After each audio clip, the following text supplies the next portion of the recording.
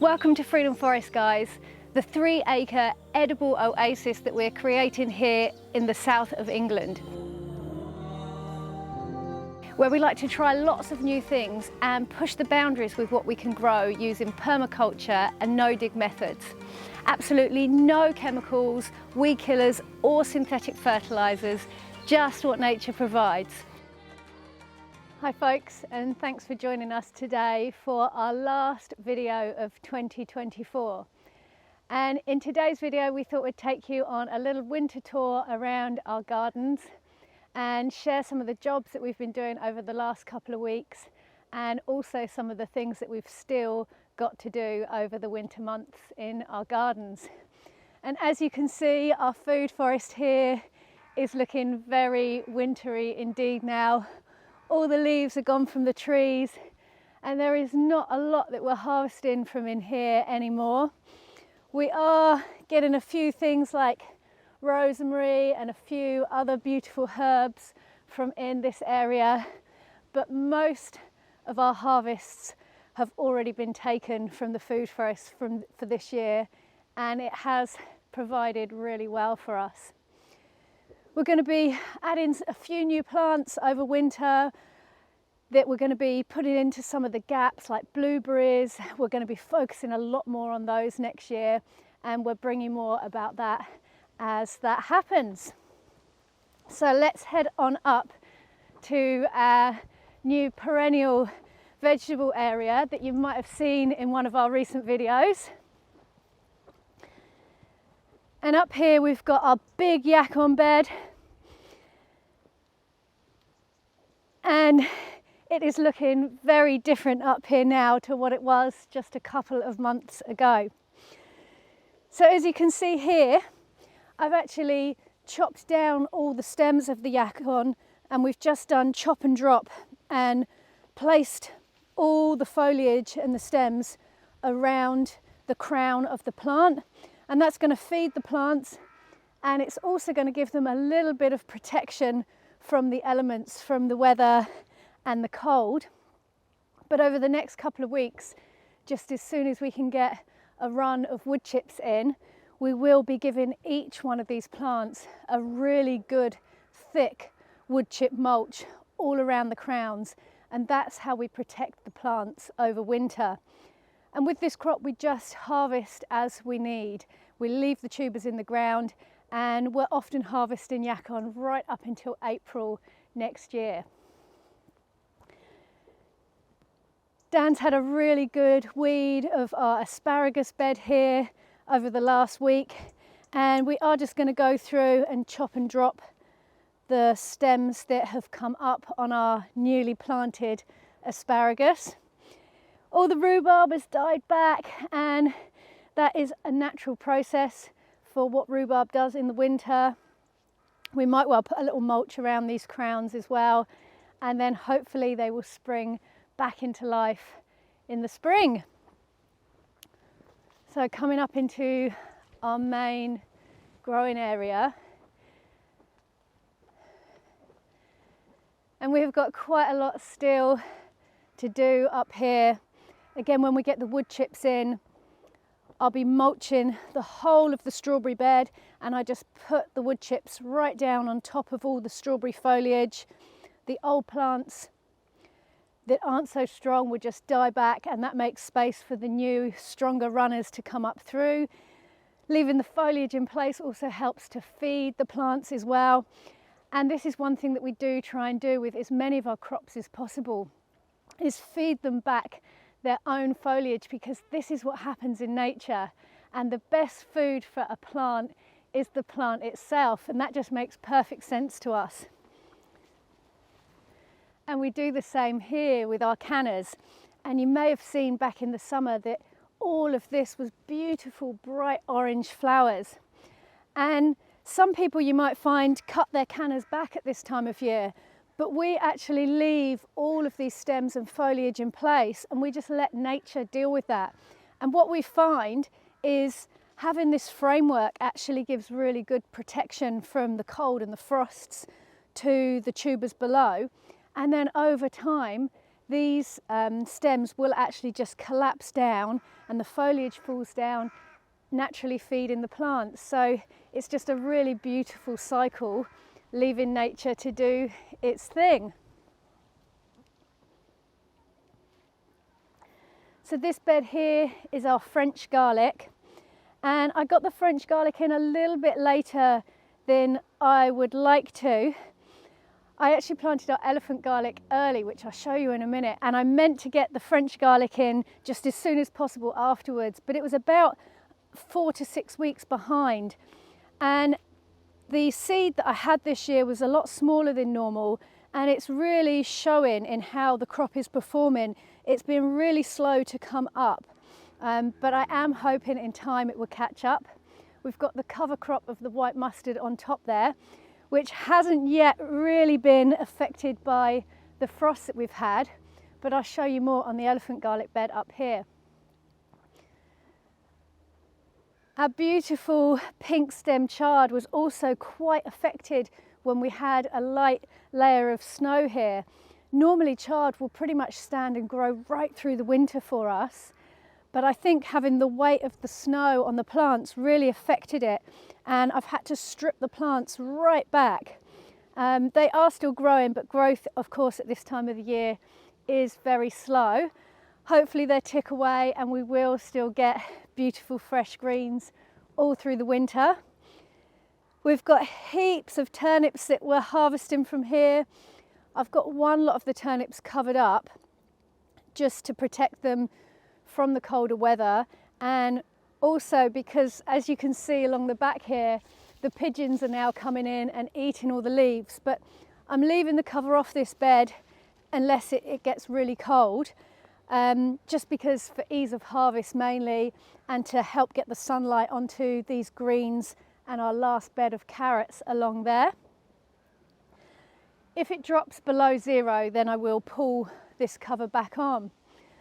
But yeah, we've still got lots of weeding and tidying to do in this area, but we'll get to that over winter. So I'm not too worried about that just yet. If we just hop up a couple of rows, we've still got beetroots in the ground that we're harvesting. Again, the beetroots can stand some light frosts. If we do get a few days of heavy frosts, then they tend to go a little bit soft, but so far so good with the weather we've had. All of our leeks in this bed here are pretty much ready now, so we're going to have a great harvest of leeks for our Christmas dinner, which I'm really looking forward to. And then if we head over here, you can see just yesterday we were harvesting our acre from this bed. So that's all cleared now, and we'll be sharing more with you about our acre harvest in a video really soon, so stay tuned for that one.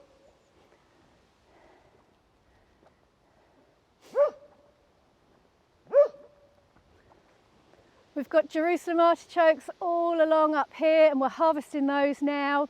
Again, we just harvest those as we need. We leave them in the ground, and we can be harvesting the Jerusalem artichokes right up until about April again next year, when they start to re-sprout again. And in this bed here, this is our elephant garlic. Murph, hush. He's got a lot to say today. So our elephant garlic bed here. And the elephant garlic is coming through really nice and strong. We've got some really good growth coming up here. And this is a really good example of how the cover crop is working on this bed. So this has got the white mustard in, and you can see through the middle here is where it has already been got by the frost once. The mustard was really tall on this bed already, as you can see around the edges. But after the first frost, it weakened it, and it is starting to drop back. Hopefully we're going to get some more frost through January and February, which would take out what you can see around the outside edge still standing strong. And I think the reason, certainly with this bit here, why that didn't get affected by the frost is it's obviously getting a bit of protection from our hedges here. And actually that's a question that I got asked recently in one of the comments, is why do we have the hedges around all of our gardens, or what's the point in the hedges that we plant here? And the main reason why we have all these beautiful hedges is to create rooms, different areas of gardens. So it makes everything more interesting, and it actually makes our land feel a lot bigger having all of these different areas, and it makes everywhere like a secret garden. It also offers protection and windbreaks from certain areas too. And this is laurel that we use for our hedging. It's a beautiful evergreen. It's quite fast growing, and Dan loves his evergreens, so it's one of his favourite plants, and it just makes a really beautiful hedge. We clip them all a couple of times a year just to keep them at the size that we want, and yeah, it looks lovely. So I'll come through to this side now.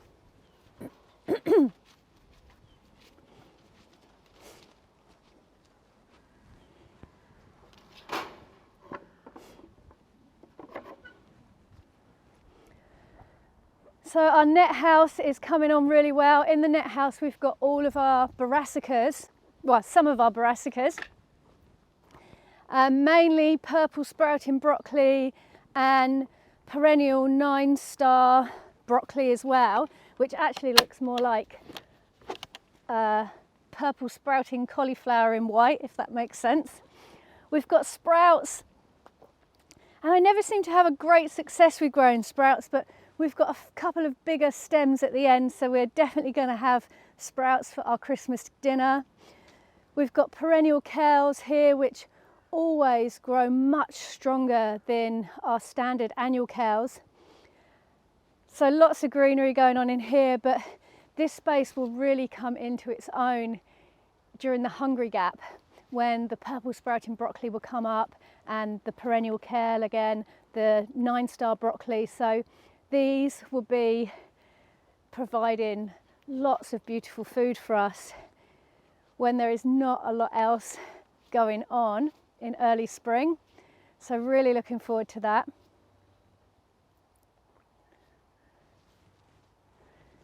Come on, Murphs, mind out. And the polytunnels are doing really well for us as well. We've got lots of beautiful winter salads in this tunnel here, and then something we're experimenting with this year for the first time is growing even more brassicas through the winter in these polytunnels, and these were from a later planting than what you've just seen in our net house. But the idea with this is that as soon as the daylight hours start to increase in February, that these will really leap into life fast, and hopefully with the extra warmth of the polytunnel, they will give us lots of goodness and lots of good food through that hungry gap again in early spring. The winter salads we harvest all through the winter. Growth does slow down, but I kind of choose an area at a time and I succession harvest from here. As you can see, we've got the nets out there, which again I pull over just to give some extra protection if we go below zero. So yeah, really excited to see how that goes this year with all of those brassicas. It's really exciting. And then there's lots of herbs dotted through there as well. So Dan had a really good clear up of his tunnel in the last week or so. And again, as you can see, we've got a run of brassicas down the middle and some spinach and some herbs dotted in there as well. At the moment, the 2 side beds are empty, but we will be doing an early planting of potatoes into those 2 beds that we do right at the beginning of February. We've been doing this for 2 years now, and that works really, really well for us. So something we've decided to do for ease of management this year is to use the black plastic that we've already had in stock for a couple of years, and when our beds are finished, we're actually covering some of the outdoor beds with the black plastic, and this is just really helping us manage the areas, and hopefully we're going to hit the ground running in spring a lot better because we're not going to have so much weeding and bed prep to do. It's also going to help to keep the soil a little bit warmer too, so it's a win-win. We reuse this plastic as many times as we can, and Some of it we've actually had for probably, in fact most of it we've probably had for about 6 years now, so it's by no means a one use or disposable. And we're learning every year that we really just need to make the most of our time and make all the processes of growing our own food as easy as possible. During the peak of our harvest, we're as much as 80% self-sufficient here with everything that we grow, which, to be honest, we could actually be even more self-sufficient again if we decided to change some of our eating habits a little bit more. But we're really happy with that as it is right now. So again, here you can see we've put the plastic covering down to help manage the areas. All the bananas now are really succumbing to the weather, which is always a sad thing to see, but they will be back and looking beautiful for us again next year. And we've had quite a few questions about our bananas as well, and whether we wrap them or not to protect them from the weather. And the answer to that is no, we don't wrap our bananas.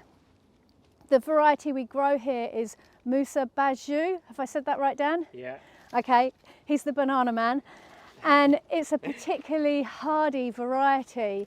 And we did used to wrap some of our bananas in the early days, but now using this particular variety, we found out that we don't really need to do it, certainly here in our climate, and we're in the south of England and we're growing zone 9A. But even 2 years ago, when we had the hardest winter I've known, when we had 2 lots of heavy frost for 10 days at a time, and we didn't actually lose any of the bananas, so that is really amazing. Okay, so there's just a couple of other areas that we wanted to show you today, and they're spaces that we don't show quite as much on the film, where they're a little bit out of the way. We tend to forget to come over this side of our land. And up here, this area is a real work in progress at the moment. And it's kind of a combination of another food forest area and also a beautiful ornamental and edible garden. And this is an area that Dan is working on. We planted the fruit trees, I think 3 years ago in here, 2 or 3 years ago, I'll have to check on that. And so they're just sitting, settling in and doing their thing.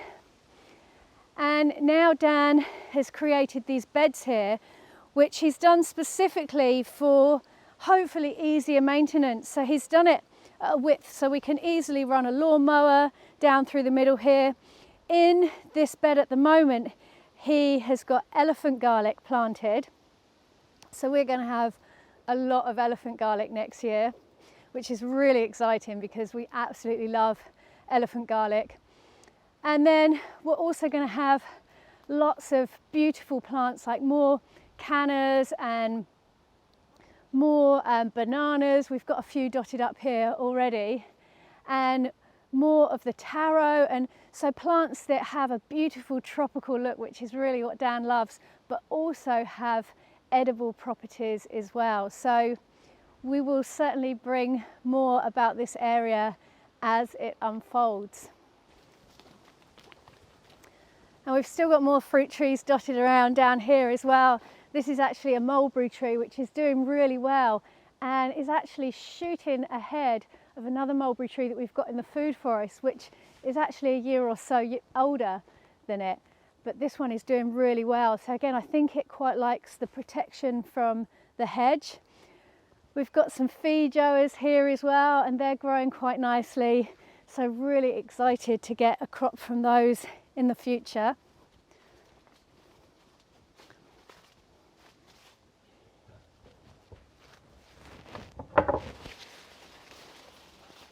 And then we're going to finish up today in one of our favourite areas for the winter, and that is our evergreen tropical jungle. And it's actually really interesting to see in this space that we've still got a lot of plants like this taro here, which haven't yet been knocked back. And even this salvia is looking greener and lusher and like it's still got new growth on it. compared to salvias I've got planted in other areas. And I think that is because of the protection that this area gets from all the beautiful eucalyptus trees that we've got above our head. And we really love this area in the winter because when everything else is looking bleak and bare, we have still got all of these beautiful, lush evergreens just looking absolutely amazing. And actually it's in winter when we get the lovely mahonia flowers and the flowers from the acacia, and the scent of them is so strong sometimes in January. It just really makes you feel alive and connected to the plants in here still at a time of year when, yeah, everything else just isn't looking its best. And if you want to see more about how this area came to be, then check out our recent video that we put out about creating a rainforest in the UK. I hope you've enjoyed having this tour around today, guys, and seeing what's happening in our growing areas and our beds and our gardens in general. If you've enjoyed this video, make sure that you click the thumbs up button down below, as this really helps us to grow our channel. As always, we love hearing from you in the comments and questions. And finally, we'd like to say a massive thank you to all of you who have been following and enjoying our videos throughout this year and even beyond. Thank you so much. We hope you have a wonderful end to the year, and we look forward to seeing you in 2025. Peace and plants.